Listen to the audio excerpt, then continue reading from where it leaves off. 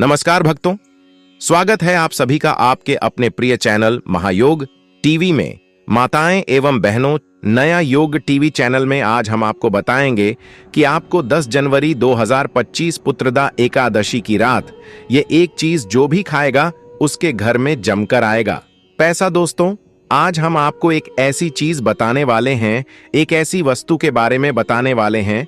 अगर आप पुत्रदा एकादशी की रात है एक चीज खा लेते हैं तो आपके घर में धन संप्रदाय इतनी बढ़ जाएगी कि वह खत्म होने का नाम ही नहीं लगी।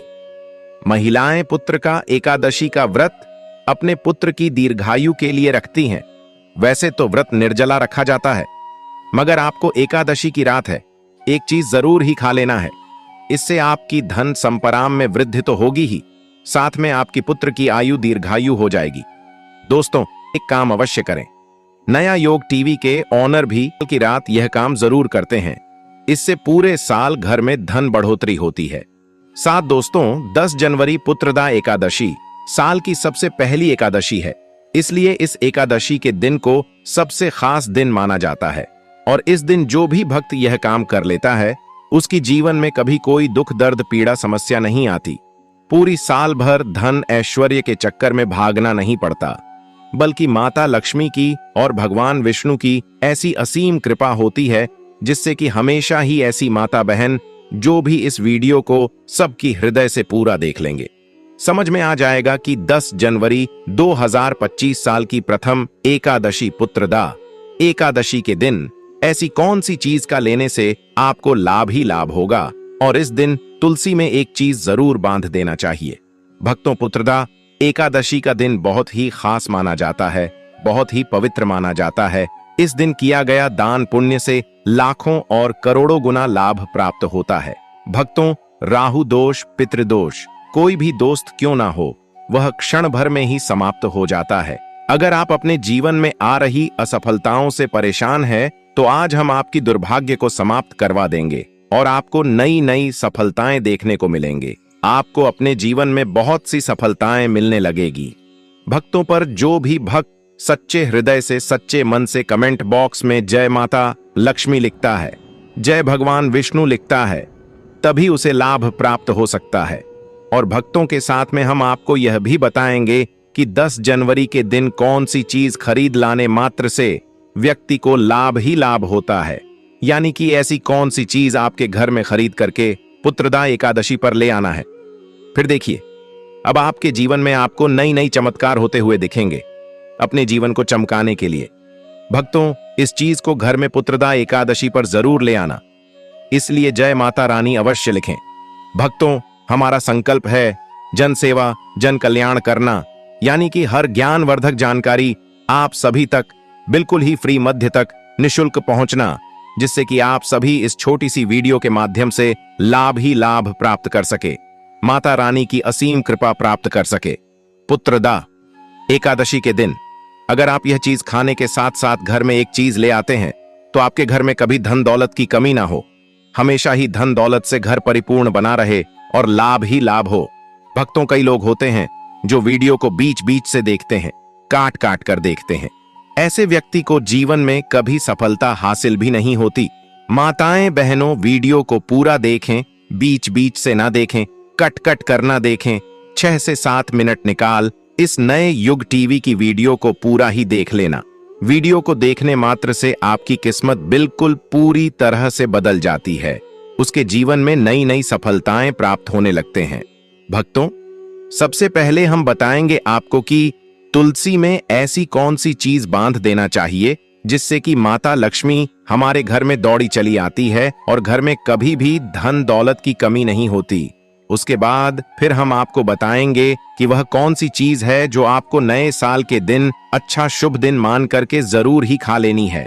अगर आपने वह चीज खा ली तो करणी मंत्र से वह सिद्ध हो जाएगी और आपको जो लाभ की प्राप्ति होगी वह अपने अपने जीवन में भी नहीं सोचा होगा कि यह बड़ा लाभ कैसे हो गया। इसलिए माताएं बहनों, चली हम आपको बड़ी बड़ी से सभी जानकारी को बता देते हैं कि नया योग टीवी चैनल आपको कभी कोई गलत जानकारी नहीं देता। हमारे द्वारा दी गई जानकारी 101% सत्य है। इसका रिजल्ट आप स्वयं ही देखने को मिल जाएगा। बस जो उपाय बताया जाए उसे नियम व तरीके से जरूर कर लेना। इसलिए चैनल को सब्सक्राइब जरूर करें। जय माता लक्ष्मी, जय भगवान विष्णु रातों रात बन जाएंगे। लखपति तुलसी के पौधे में आज ही बांध लें। यह एक चीज वास्तुशास्त्र में तुलसी के पौधे का विशेष महत्व बताया गया है। कहते हैं कि घर में रखा तुलसी का पौधा भी व्यक्ति की किस्मत को बदल सकता है। कहते हैं कि तुलसी मां के प्रसन्न रहने से घर में धन वैभव की हिंदू धर्म में तुलसी के पौधा का विशेष महत्व बताया गया है। कहते हैं कि तुलसी के पौधे में मां लक्ष्मी का वास होता है और नियमित रूप से तुलसी के पौधे की पूजा करने से मां लक्ष्मी की कृपा प्राप्त होती है। वास्तुशास्त्र में भी तुलसी के पौधे को लेकर कुछ नियम बताए गए हैं जो कि बेहद उपयोगी सिद्ध हुए हैं। इन नियमों का पालन करने से जीवन में कभी धन की कमी नहीं होती। शास्त्र के अनुसार तुलसी भगवान विष्णु को बेहद बेहद प्रिय है। तुलसी के बिना भगवान विष्णु का भोग अधूरा माना जाता है। शास्त्र में तुलसी के पौधे का विशेष महत्व बताया गया है। कहते हैं कि घर में रखा तुलसी का पौधा भी व्यक्ति की किस्मत को बदल सकता है। कहते हैं कि तुलसी मां के प्रसन्न रहने से घर में धन वैभव की हिंदू धर्म में तुलसी के पौधा का विशेष महत्व बताया गया है। कहते हैं कि तुलसी के पौधे में मां लक्ष्मी का वास होता है और नियमित रूप से तुलसी के पौधे की पूजा करने से मां लक्ष्मी की कृपा प्राप्त होती है। वास्तुशास्त्र में भी तुलसी के पौधे को लेकर कुछ नियम बताए गए हैं जो कि बेहद उपयोगी सिद्ध हुए हैं। इन नियमों का पालन करने से जीवन में कभी धन की कमी नहीं होती। शास्त्र के अनुसार तुलसी भगवान विष्णु को बेहद बेहद प्रिय है। तुलसी के बिना भगवान विष्णु का भोग अधूरा माना जाता है और पुत्रदा एकादशी के दिन हमें भगवान विष्णु को तुलसी का भोग जरूर ही लगाना है। अगर आपने भगवान विष्णु को प्रसन्न कर लिया तो माता लक्ष्मी आपसे स्वयं ही प्रसन्न हो जाएंगे, क्योंकि माता लक्ष्मी भगवान से विष्णु की अर्धांगिनी है, विष्णु पत्नी है। कहीं ना कहीं आपको तुलसी के उपयोग से माता लक्ष्मी का आशीर्वाद प्राप्त हो जाएगा, क्योंकि तुलसी माता लक्ष्मी का ही रूप है। ज्योतिष शास्त्र के अनुसार तुलसी भगवान विष्णु को बेहद प्रिय है और रोजाना तुलसी की सुबह शाम पूजा करने से धन की देवी के साथ भगवान विष्णु की कृपा भी प्राप्त होती है। वास्तुशास्त्र के अनुसार तुलसी संबंधी इन उपायों को करने से शुभ फलों की प्राप्ति होगी। तुलसी पर बढ़े कलवा। माता बहनों, आप सभी को हम बता दें कि नए साल पर यानी कि 10 जनवरी पुत्रदा एकादशी के दिन वास्तुशास्त्र में तुलसी के कई उपायों के बारे में बताया गया है। इनमें से एक उपाय आपकी किस्मत बदल सकता है। इसके लिए एक छोटा सा कल वाले और तुलसी के पौधे पर बांध दें। इस उपाय को करने से मां लक्ष्मी की कृपा बनी रहती है और व्यक्ति की सभी मनोकामनाएं पूर्ण होती हैं। बता दें कि हिंदू धर्म में कलावे को रक्षा सूत्र माना गया है। ऐसे में तुलसी के पौधे पर बांधने से मां लक्ष्मी का आशीर्वाद मिलता है। भक्तों, नए साल पर दूध अर्पित करें। वास्तुशास्त्र में तुलसी के पौधे को लेकर कई उपायों के बारे में बताया गया है। गुरुवार का दिन भगवान विष्णु का दिन माना गया है। इस दिन तुलसी के पौधे में थोड़ा सा कच्चा दूध अर्पित करने से पौधा भी हरा भरा रहेगा और मां लक्ष्मी की कृपा भी प्राप्त होगी। इस उपाय को करने से कुंडली में बृहस्पति ग्रह मजबूत होता है। नियमित चढ़ाई। जल वास्तु शास्त्र में तुलसी की नियमित पूजा की बात कही गई है। घर में मौजूद स्त्रियों को नियमित रूप से सुबह स्नान आदि के बाद जल अर्पित करना चाहिए। इससे घर में सुख शांति बनी रहती है। इतना ही नहीं, इस बात का भी ध्यान रखें कि एकादशी और रविवार के दिन तुम करना चढ़ाई मानता है कि इन दोनों दिन में तुलसी मां निर्जला व्रत रखती है। इससे जल अर्पित करने से उनका व्रत टूट जाता है। भी तुलसी को जला दे। तुलसी को जल देते समय ध्यान रहे कि वह जल आपके पैरों पर न पड़े, अपमान होता है। कृष्ण कहते हैं, नित्य तुलसी के दर्शन से मनुष्य को स्वर्ग की प्राप्ति होती है और तुलसी पत्र के सेवन से उसके सभी पाप नष्ट हो जाते हैं। तुलसी का पौधा हमेशा ही घर के सामने लगाना चाहिए। इस पूर्व अथवा उत्तर दिशा में लगाना सबसे अधिक शुभ होता है। अगर तुलसी के गमले में दूसरे पौधे अब जाते हैं तो उन्हें समय पर हटा देना चाहिए। अगर तुलसी के ही अन्य पौधे हैं तो यह पौधे दूसरों को दान में देने चाहिए। कहा जाता है कि जब घर में एक से अधिक तुलसी के पौधे अपने आप उगने लगते हैं तो घर में साक्षात माता लक्ष्मी का आगमन होता है। दोस्तों, आपकी जानकारी के लिए बता दें, पुत्रदा एकादशी का व्रत महिलाएं अपनी पुत्र की आयु को दीर्घायु करने के लिए, उनकी कुशलता बनाए रखने के लिए रखती हैं। 2025 में साल की प्रथम एकादशी पढ़ने वाली पुत्रदा एकादशी के दिन भद्रा का साया रहने वाला है, तो हमें इस साये से बचने के लिए क्या उपाय करना चाहिए, पूजा विधि क्या रहनी चाहिए, किस समय व्रत रखना चाहिए और किस समय व्रत का पारण करना है, यह सब जानकारी हम आपको बताने वाले हैं। दोस्तों, आपको यह तो पता ही होगा कि एकादशी का व्रत निर्जला व्रत रखा जाता है, जो कि महिलाओं द्वारा रखा जाता है। लेकिन कुछ चीज ऐसी हैं जिनका सेवन हम व्रत में कर सकते हैं। आपको क्या करना है, पूजा के बाद तो तुलसी पत्र लेकर भगवान विष्णु को अर्पित कर देना है, और व्रत के दूसरे दिन यूं कहें कि पुत्रदा एकादशी की रात आपको उन पत्तों को उठाकर खा लेना है। उन्हें खाते ही आपको एक अलग ही दिव्य दर्शन मन ही मन में दिखाई देंगे और आप अपनी इच्छा बोलकर अपने व्रत का पारण कर सकते हैं। आपको व्रत में तामसिक भोजन का उपयोग भूलकर भी नहीं करना है। हिंदू धर्म में तांत्रिक भोजन का उपयोग करने वाले मनुष्य को पापी कहा गया है। जो मनुष्य तांत्रिक भोजन का उपयोग करते हैं वह लोग मांस खाने के समान बताए गए हैं, इसलिए आपको तामसिक पूजन का उपयोग नहीं करना चाहिए।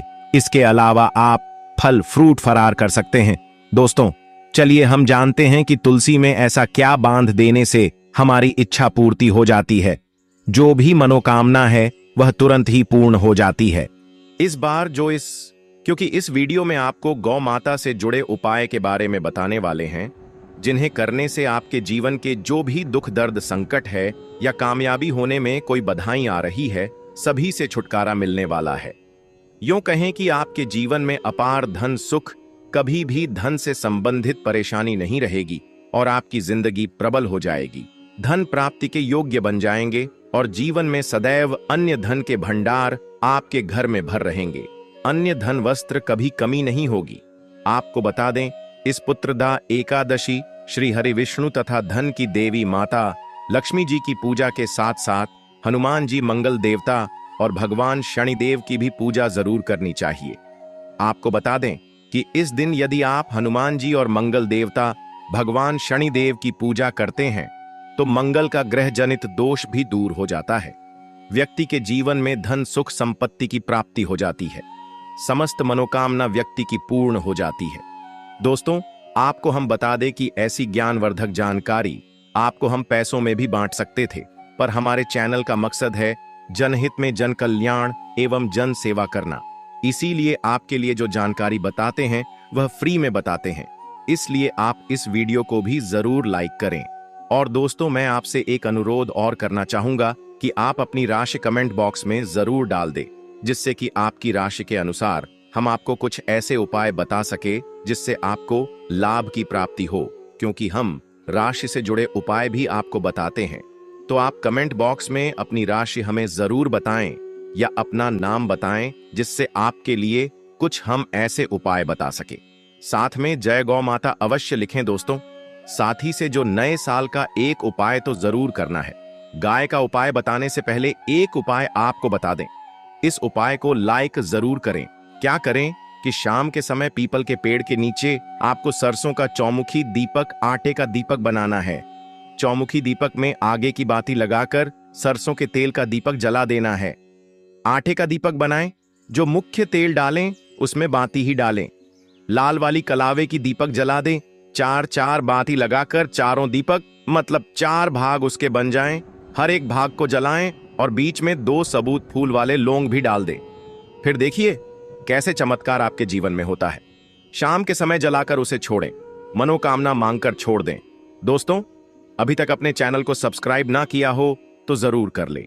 इससे आपको और भी ज्ञानवर्धक जानकारी सीधे माध्यम से प्राप्त हो सके। दोस्तों, यह गौ माता वाला उपाय बहुत ही प्रभावशाली उपाय बताया मैंने आपको। इस उपाय को जरूर करें। बहुत ही लाभकारी उपाय बताया है। बहुत ही आपको लाभ देगा यह उपाय।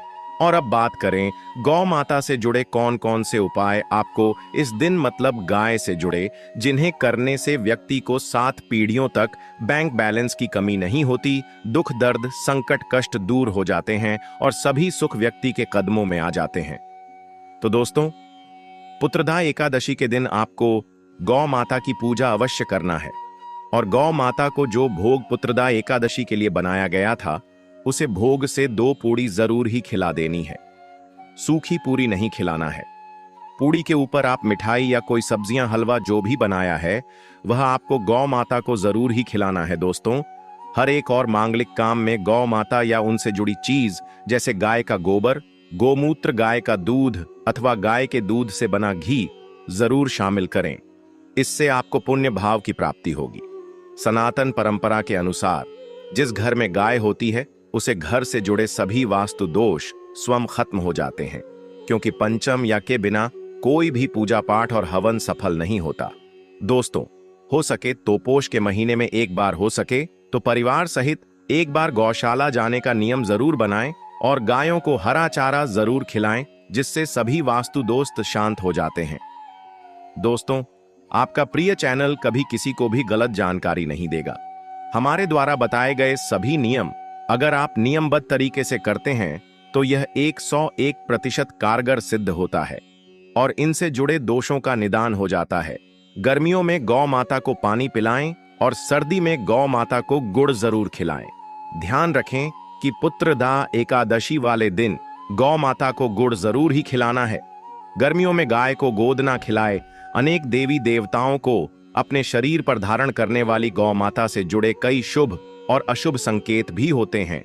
मतलब, गाय का दूध दोहते समय यदि गायें ठोकर मार दें और सारा दूध बिखर जाए तो अपशगुन होता है।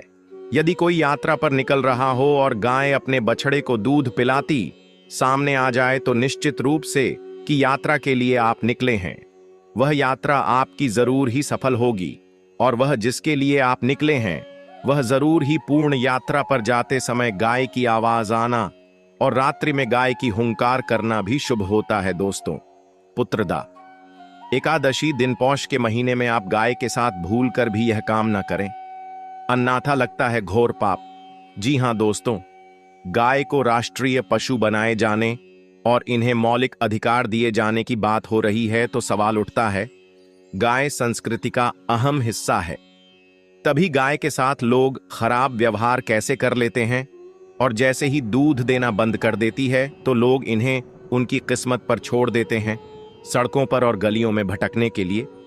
ऐसे में गोवंश जीवन को कोई डंडे मारता है तो कोई उन पर पानी डाल देता है, कई बार लग जाती है तो कभी बीमार होकर बेचारी गाय दम तोड़ देती है।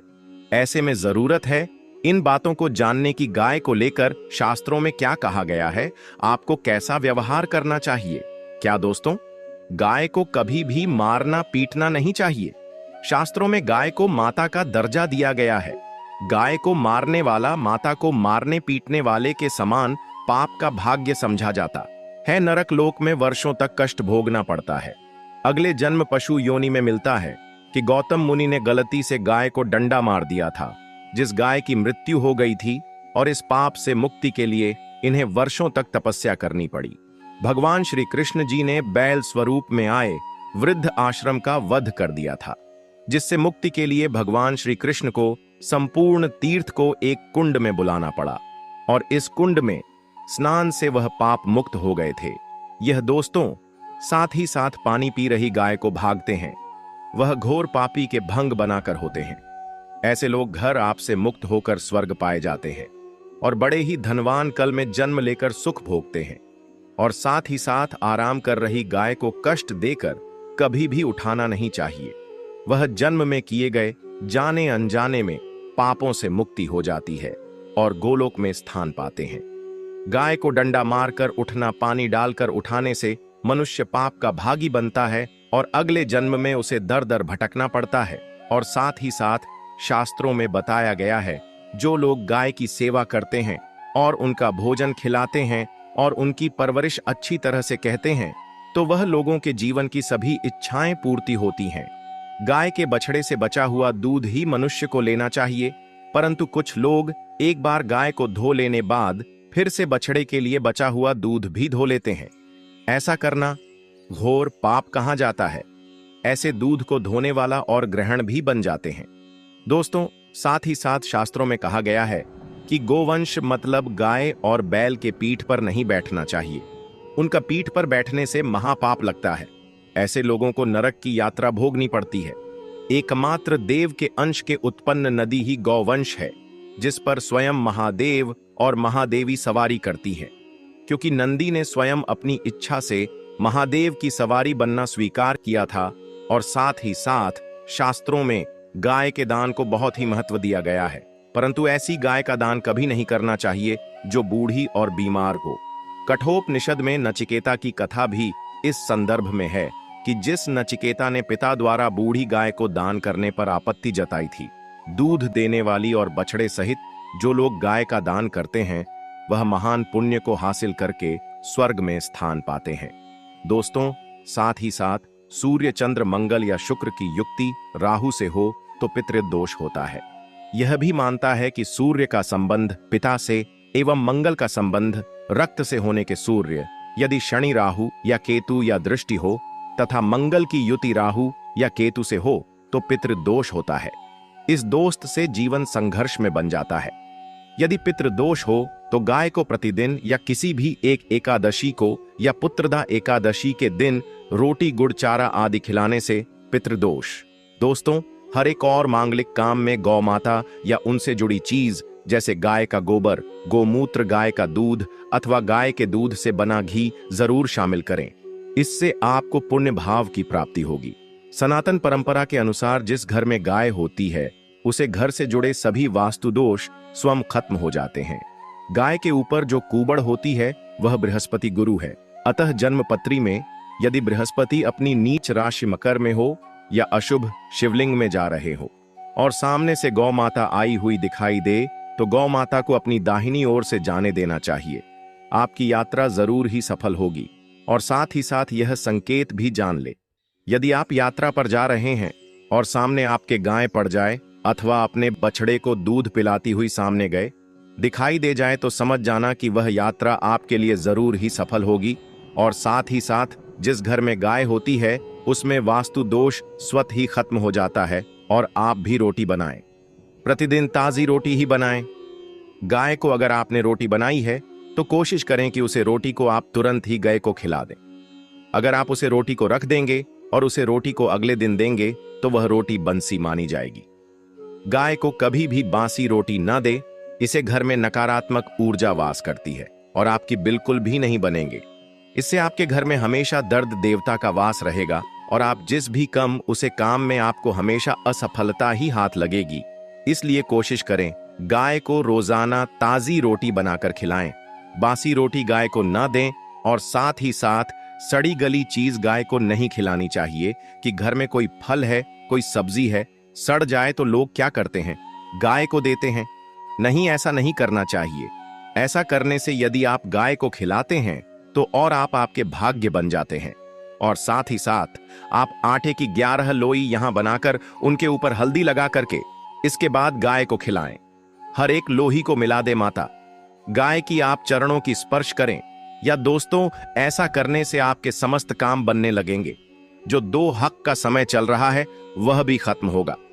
आपके जीवन में खुशियां ही खुशियां होंगी। और एक बार आप 7 बार गाय की परिक्रमा भी कर लें तो आपके समस्त कम होंगे। और साथ ही साथ आप गाय को जब भी रोटी दे, रोटी पर या तो आप थोड़ी हल्दी लगा लें, अगर अच्छा ना हो तो आप थोड़ा रख सकते हैं, थोड़ा घी रख सकते हैं। या दोस्तों, गाय को कभी भी